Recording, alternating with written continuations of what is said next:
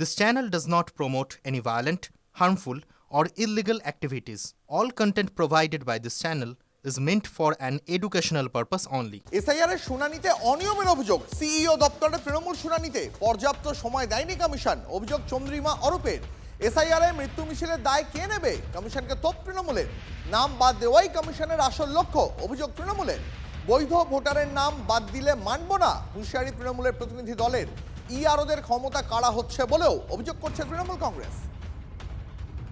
বারবার কেন্দ্রীয় সরকার তিনি ভোটার ঠিক করে দিচ্ছেন।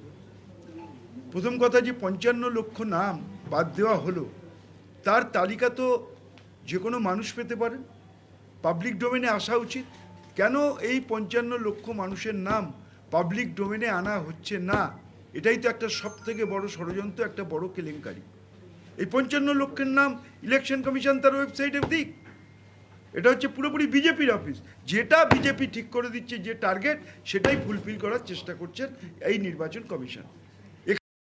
ইআরওর যে নির্বাচনী এই প্রক্রিয়াতে তার যে ক্ষমতা, সেই ক্ষমতাটাকে কেড়ে নেওয়া হচ্ছে, এটা চলতে পারে না। ইআরওর ক্ষমতা কেড়ে নেওয়া হচ্ছে।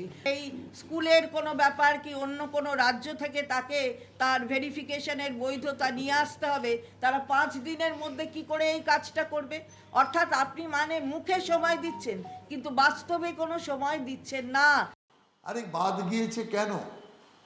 উপযুক্ত তথ্য দেননি, উপযুক্ত কানেকশন দেখাননি। স্বাভাবিকভাবেই তাদেরকে ডেকেছে।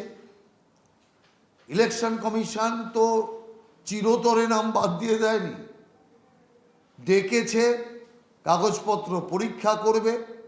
সব কিছু পরীক্ষাতে যদি ঠিক হয় তাহলে নাম আবার উঠবে। এতে বিজেপির কোথায় গালি খাওয়ার জায়গায় না। এবার একটা ছবি দেখাই আপনাদের। এসআইআর এর শুনানি কেন্দ্রে কার্যত সম্মুখ সমরে তৃণমূল বিজেপি। আসানসোল উত্তরের মণিমালা গার্লস হাই স্কুলে ব্যাপক উত্তেজনা এমন পর্যায়ে পৌঁছয় যে পরিস্থিতি সামলাতে ঘটনাস্থলে ছুটে আসতে হয় জেলা শাসক, বিশাল পুলিশ বাহিনীকে। দেখুন সেই ছবি।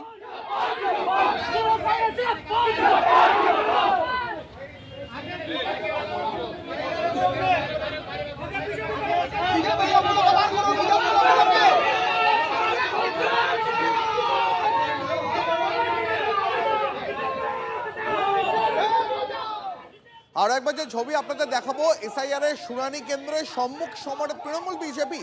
আসানসোল উত্তরের মণিমালা গার্লস হাই স্কুলে ব্যাপক উত্তেজনা। পরিস্থিতি সামলাতে ঘটনাস্থলে জেলা শাসক, বিশাল পুলিশ বাহিনী। সেখানেই কার্যত মুখোমুখি সম্মুখ সমরে দুই দল দেখতে পাচ্ছেন আপনারা জানেন আজ বাংলা জুড়ে এসআইআর এর শুনানি শুরু হয়েছে, আর সেই শুনানি কেন্দ্রেই সম্মুখ সমরে তৃণমূল বিজেপি। যেখানে এসআইআর এর হিয়ারিং চলছে, সেই স্কুলের গেটের বাইরে ঝান্ডা লাগিয়ে ক্যাম্প হয়েছিল। তার প্রতিবাদ সাধারণ মানুষ করেছে এবং আপনারা দেখতে পাচ্ছেন যে এখানে মানুষকে আতঙ্কিত করার জন্য, যাতে এই হিয়ারিং প্রক্রিয়া বিঘ্নিত হয়, যাতে মানুষ এখানে ভয়ে না আসে, তার কারণে এরকম একটা পরিস্থিতি তৈরি করার চেষ্টা করছে। কার্যকর্তাদের উপর অতর্কিত হামলা তৃণমূল দুষ্কৃতীদের দ্বারা, এবং তারা হসপিটালাইজড রয়েছে, চেয়ার টেবিল ভাঙচুর রয়েছে, ক্যাম্প ভাঙচুর রয়েছে, এবং পুলিশ প্রশাসনের সামনে পুলিশ সহায়তা কেন্দ্রে এইরকম বাধা দিচ্ছে। এবং ডিএম সাহেব এখানে পৌঁছালেন এই ঘটনার পর। আমরা কমপ্লেন করেছি, যেখানে জানাবার ডিএমের সামনে শতাধিক তৃণমূল কংগ্রেস কর্মী ঝান্ডা নিয়ে সেন্টারের ভিতর ঢুকে গেল। এসআইআর প্রক্রিয়া কীভাবে সুষ্ঠুভাবে হবে, এটা একটা প্রশ্নচিহ্নের সামনে রয়ে গেল। এসডিও সাহেব ওনারা বলেছেন ওখান থেকে সরে যেতে, ওটাতে কিছু মিসকমিউনিকেশন হয়ে এই ঘটনাটা ঘটেছে। আমি তারপরে ভিজিট করার সময়ও দেখলাম কিছুটা ওই উত্তেজনা চলছিল। আমি দুজনকেও অনুরোধ করলাম, ওরা যারা করলো, এটা ইসিআই এর কোনো গাইডলাইন নেই হেল্প ডেস্ক করার, আর ভিতরেও কেউ পলিটিক্যাল পার্টিরা আসতে পারবেন না, এটা পরিষ্কার করে ওদেরকে বুঝিয়ে দেওয়া হলো। এবার এসআইআর এর শুনানি কেন্দ্রে ঢুকে ধমক উত্তর হাওড়ার বিধায়কের। বয়স্ক এবং অসুস্থ মানুষকে হেনস্থা করা হচ্ছে, অভিযোগ তৃণমূল বিধায়ক গৌতম চৌধুরীর। শুনানির সময় একতলায় হিয়ারিং এর ব্যবস্থা না করে 3 তলায় করা হয়েছে। এর জন্য বয়স্ক এবং অসুস্থরা শুনানিতে এসে সমস্যায় পড়ছেন, অভিযোগ তৃণমূল বিধায়কের। এরপরেই তড়িঘড়ি শুনানি কেন্দ্রের একতলায় হিয়ারিং এর ব্যবস্থা করে কমিশন। এটা ঠিক না, আপনি কথা বলুন। তাহলে আজকে হিয়ারিং এর জন্য কেন আপনি উপরে তুলতে হবে? তো একদিকে একরকম নিয়ম, একদিকে একরকম নিয়ম হতে পারে না। আপনি নিচে করুন প্লিজ। কোথায় এরা এত মানুষকে এখানে হয়রানি করে দিচ্ছে? ভোট যদি বাড়িতে নিতে পারে, হিয়ারিংও বাড়িতে গিয়ে করবে বয়স্ক মানুষকে। এটা কি হচ্ছে? আপনারা তো কি হলো বলুন, আপনাদের প্রবলেম হচ্ছে না? এবার বলুন দেখিনি বয়স্ক লোকগুলোকে তিনতলায় করে ইনি কি করে তিনতলায় যাবে বলুন তো? এর বাড়িতে কেন হেয়ারিং হবে না? আমি এই সমস্ত মানুষগুলোকে নিচে করাবো। আমি নিচে টেবিল পেতে দিয়েছি। আর কি আমাদের বাবা মার মতো এরা কোথায় যাবেন বলুন? শুধু শুধু হেয়ারিং ডাকা। বাপ ঠাকুরদের এখানে জন্মগ্রহণ করেছে, তারপরেও ডাকা হচ্ছে, তাও এসছে। আপনি এবার তিনতলায় কি করে যাবেন বলছেন? সমস্ত ঠিক আছে, এবার আপনারা হেয়ারিং তবুও মানলাম মামুলি তাজ্জুব বাত হ্যাঁ। अरे आपको तीसरा हम ग्राउंड फ्लोर में जगह कर दिया था। हेलो कर रहा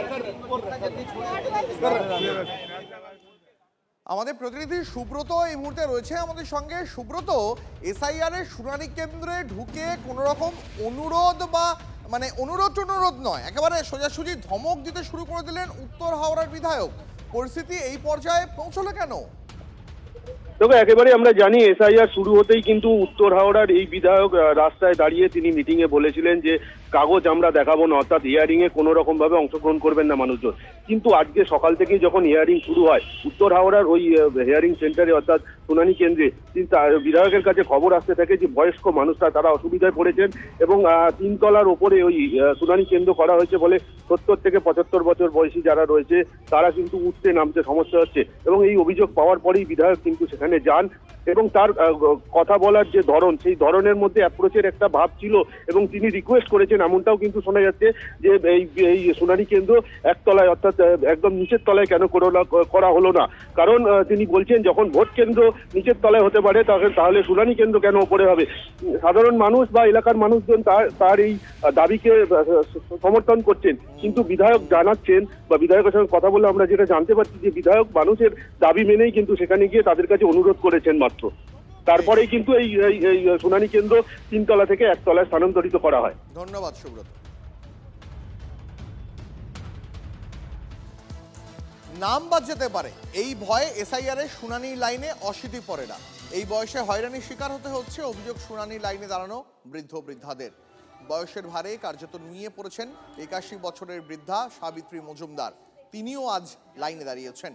ডাক পেয়েছেন 75 বছরের বৃদ্ধ অম্বিকা প্রসাদ মুখোপাধ্যায়। চুচুড়া মহকুমা শাসকের দপ্তরে শুনানি চলছে, সেখানে খাঁড়াই সিঁড়ি বেয়ে উঠতে হচ্ছে ভোটারদের, হাঁপ ধরে যাচ্ছে বয়স্কদের। কিন্তু ভোটার লিস্ট থেকে নাম বাদ যেতে পারে এই ভয়ে এই বয়সেও হয়রানি হতে হচ্ছে, এমনটাই অভিযোগ করছেন ভোটাররা। আর কার্ড করতে, হ্যাঁ তাই না? ভোটার কার্ড, এসআইআর এর জন্য। ভোটার কার্ড আপনার নাম কি ছিল না? আগে ছিল না? ছিল। তাহলে ভোট দিয়েছিলেন আগে? হ্যাঁ, অনেক ভোট দিয়েছি। কত বয়স হলো? এখানে অনেক। হ্যাঁ, 81 দু জায়গাতেই নাম আছে, দুইয়েও নাম আছে, এখানেও নাম আছে। ডাকলো কেন? এখন ডাকলো কেন আপনাকে? একটা প্রবলেম আছে, নতুন কার্ড এর আগের বার দেওয়া হয়নি, রিলেশনটা আলাদা হয়ে গেছে। পুরনো কার্ড আগেরও আছে আর এখন নতুন কার্ডও আছে, কিন্তু ওই রিলেটিভের নাম যে সেইখানে মানে নতুন কার্ডে বউয়ের নাম চলে এসছে, বৌমার নাম চলে এসছে। আচ্ছা, কারণ বাবা তো মারা গেছেন, মায়ের কার্ডটা নতুন করেছি, আবার ঠিকঠাক করেছি, তখন বৌমার নাম চলে এসছে। 2002 এর নামটা নেই, তাহলে ওনার থাকলে তো কারো রিলেটিভ কোনো ম্যাটার করবে না, উনি তো নিজের নাম দিয়েই চলে আসবে। কিন্তু এখানে ভোটে নতুন কার্ডে তো ভোটার নাম কার্ডের নাম্বারটাই পাল্টে গেছে। কিন্তু এখানে বলা হচ্ছিল যারা এই ধরনের বৃদ্ধ মানুষ, বলেছিলাম, আমাদের বললো না না যেতেই হবে, এই বললো, আমাদের বিয়ে হলো। হয়রানি। এসআইআর এ আনম্যাপিং ডাক পড়েছে শুনানিতে। শুনানির জন্য হুইল চেয়ারে করে বিডিও অফিসে প্রৌঢ়। ডানকুনির বাসিন্দা শাহিদ মণ্ডল হাজির চণ্ডীতলা 2 নম্বর ব্লকে। শুনানিতে নথি পরীক্ষা করে আঙুলের ছাপ নেওয়া হয় প্রৌঢ়ে।